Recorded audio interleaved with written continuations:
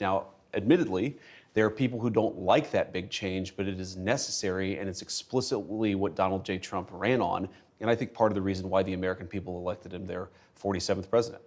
So the main objective is changing all of that, that it's going to be Pete Hegseth alone? I'd say the main problem the main thing that we want Pete Hegseth to do is to fix the problems at the Department of Defense. And unfortunately, there are many. We've gotten into way too many wars that we don't have a plan for winning. We've gotten into way too many misadventures that we shouldn't have got into in the very first place.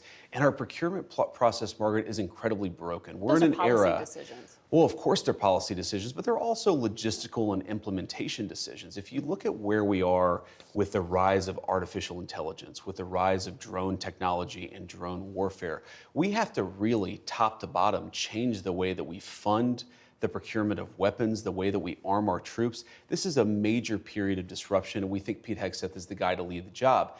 Now, there's another element to this, Margaret, too, which is we believe that military morale, at least until the election of President Trump, was historically low. You had the Army missing recruitment goals by tens of thousands of soldiers, and already recruitment is starting to pick up because Pete Hegseth is fundamentally a warfighter's leader at the Department of Defense. He is a guy who sees not through the perspective of the generals or the bureaucrats. He looks at things through the perspective of the men and women that we send off to fight in our wars. Both the Wall Street Journal and the National Review, conservative publications, as you know, have been critical of Tulsi Gabbard.